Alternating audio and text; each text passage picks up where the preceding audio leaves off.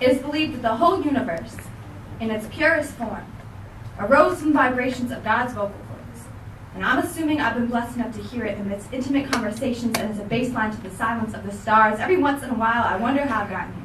Try to brainstorm an elaborate story of origin. So far, all I've got is she was birthed from the splashes of sound waves, cascading from a microphone at a mansion, more majestic than the birth of Venus. She took her first breath of freedom at a Sacrificial Poets meeting. And melodramatic, maybe.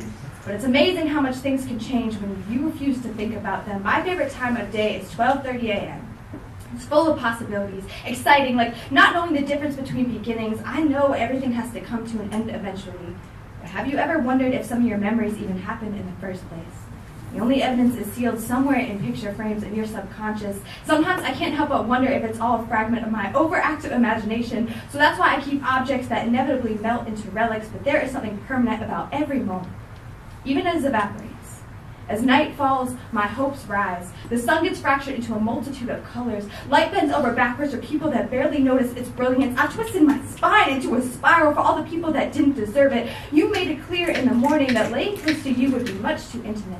The space between us was blaring. You didn't want to risk doing something you might remember. That's when I realized I'm as interchangeable as your cigarettes. The only reason you chose me was because of the convenience. Someone told me to love those that cared about me, and my first reaction was, what high expectations. I'm torn between loving people recklessly and letting in only those who have earned it. I keep telling myself everything happens for a reason. But lately, I've been waiting for some more proof, an epiphany at some elaborate ending, so I'm chanting mottos to remind me I must be somewhere in the middle of this story. Things fall apart so better things can fall together. I say it like a prayer, repetitive and filled with all my faith. I told you I was scared, asked you if I would be any different. You said, every experience has the capacity to change you. The sun is screaming. Don't you get it already? Has your health not deteriorated enough for you to realize how short your life is? Fuck your dignity or sense of accomplishment. There is something about vulnerability that reminds us we cannot be divided based on demographics or time differences. From Egypt to Oakland, as much as we hate to admit it, we are united by the fact that we are fragile, with unimaginable strength, malleable, and all have the capacity to feel pain. We can't stand the feeling of our trust being shattered, broken like our bones. The snap of your own sanity can be startling. It's when your voice folds along the fault lines in your logic. Surrounded by all the silence, backbone twisted and messy like the sentences that are tangled up in your tongue. Don't panic. These things happen.